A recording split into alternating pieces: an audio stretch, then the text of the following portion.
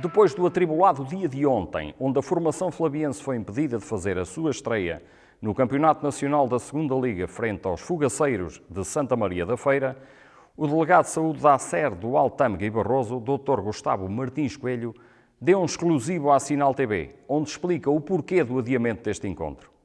Então, boa tarde, obrigado por me ter aqui. Eu acho que é muito importante todas estas ações de comunicação com a comunidade. Eu acho que a comunidade flaviense e a comunidade de adeptos do Grupo Desportivo de Chaves e também, naturalmente, todas as pessoas que apreciam futebol têm o direito a conhecer os factos e a perceber a ação das autoridades de saúde quando essa ação afeta diretamente a realização de um jogo de futebol. Mas antes de mais, eu se calhar gostava de clarificar um pouco a organização das autoridades de saúde e de que forma nós chegamos até esta situação.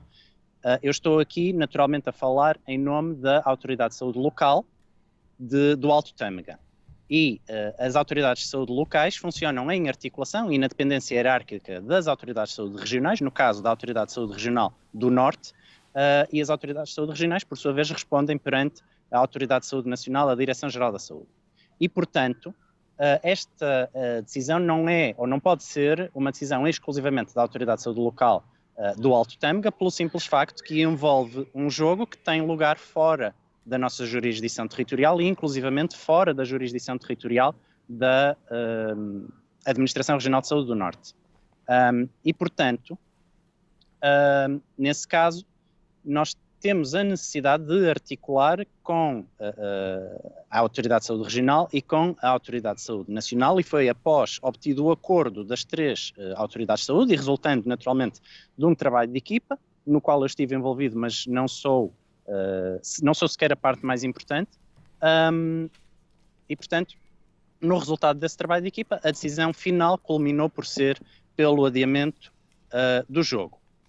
Concretamente, em relação à sua pergunta, nós naturalmente procedemos àquilo que são as práticas comuns da especialidade médica de saúde pública e da ação das autoridades de saúde, no cumprimento daquilo que são as orientações técnicas da Direção-Geral da Saúde, designadamente neste caso a orientação que é diretamente aplicável relativa às competições desportivas e relativa à retoma da Liga de Futebol e, portanto, no cumprimento daquilo que é a nossa ação comum, que eu posso explicar muito sucintamente, a nossa ação consiste em identificar os casos positivos de doença, neste caso de Covid-19, mas esta prática é generalizada à ação das autoridades de saúde a todas as doenças de notificação obrigatória, e perante um caso confirmado de Covid-19, realizar o inquérito epidemiológico. Através desse inquérito epidemiológico nós vamos obter informação sobre o caso, sobre as potenciais vias de contágio desse caso e sobre os potenciais contactos de risco desse caso. E para realizar o inquérito epidemiológico, naturalmente, nós contamos com a boa-fé das partes envolvidas, que nos transmitam toda a informação necessária a nós podermos fazer uma adequada avaliação de risco. E perante essa avaliação de risco, nós desencadeamos as medidas de saúde pública adequadas, que entendemos necessárias e proporcionais, no sentido de podermos quebrar cadeias de transmissão e garantir que mantemos a situação sob controlo e não desencadeamos a ocorrência de um surto generalizado. E, portanto, isto é aquilo que nós fazemos no nosso dia-a-dia. Neste caso foram 4 casos, doutor. Neste caso estamos a falar de 4 casos, tal como foi comunicado pelo Grupo Desportivo de Chaves ontem, exatamente. Doutor, esclareça-me uma coisa, porque há aqui uma dúvida muito grande de se podia ou não, e foi posto em causa o facto de o jogo ser adiado apenas momentos antes do apito inicial. É ou não verdade que a comitiva do Desportivo de Chaves foi avisada atempadamente? A informação que eu tenho a esse respeito é que, de facto, houve um telefonema da nossa Unidade de Saúde Pública para a comitiva dos Chaves por volta das 7 horas da tarde. Eu recebi informação às 7 horas da tarde de que o Chaves já teria sido avisado.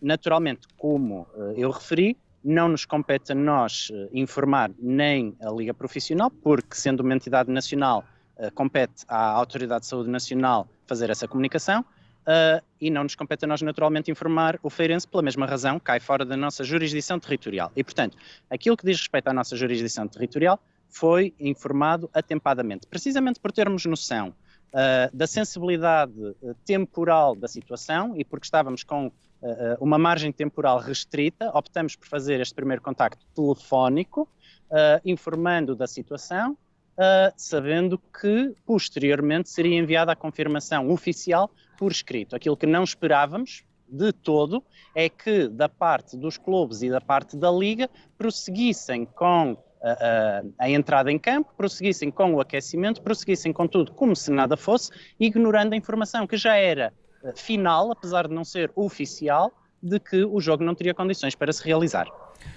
Doutor Gustavo, só para esclarecer e para que fiquemos de todos esclarecidos sobre esta situação, uma vez que o senhor tem uma voz muito precisa sobre isto e é responsável sobre o que aconteceu.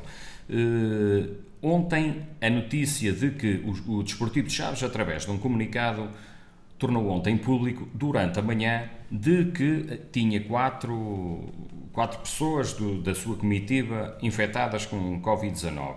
Isto foi feito de manhã. É certo que houve informações adicionais durante a tarde.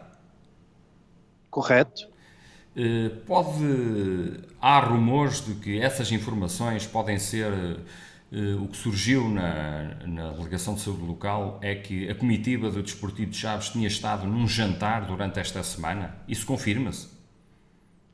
Repare, eu enquanto médico estou sujeito ao Código Deontológico da Ordem dos Médicos, que me obriga a guardar sigilo profissional sobre todas as matérias das quais eu tenho conhecimento no exercício da minha profissão.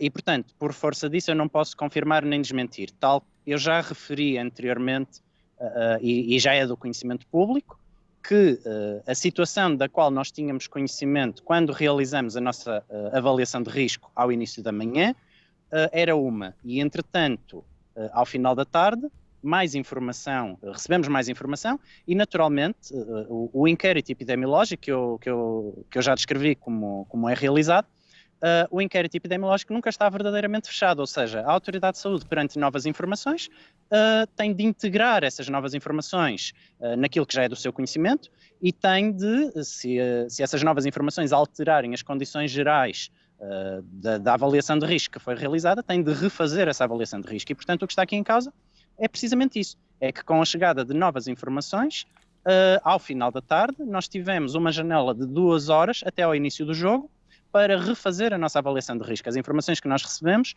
alteravam substancialmente as informações que nós tínhamos e na base das quais tinha sido autorizada a realização do jogo.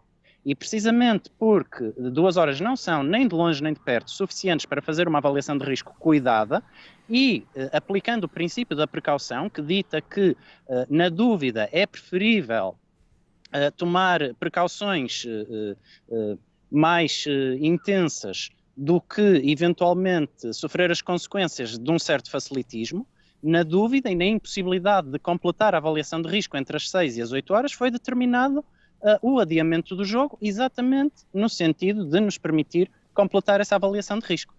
Doutor, não sei se essa avaliação de risco já estará feita, mas há rumores de que a Delegação de Saúde Local ditou que o plantel e toda a comitiva do Desportivo de Chaves estivessem confinados até nova ordem. Isto corresponde à realidade? O isolamento profilático é determinado pela Autoridade de Saúde aos contactos de alto risco de casos confirmados. E, portanto, naturalmente, nós não podemos determinar o isolamento sem termos previamente feito uma avaliação de risco. Porque é essa avaliação de risco que nos permite destrinçar quais são os contactos de alto risco e quais são os contactos de baixo risco. Naturalmente, os contactos de baixo risco não requerem isolamento, os contactos de alto risco, esses sim, requerem o isolamento profilático, que tem caráter obrigatório, o isolamento profilático durante 14 dias e, eventualmente, a realização de teste laboratorial.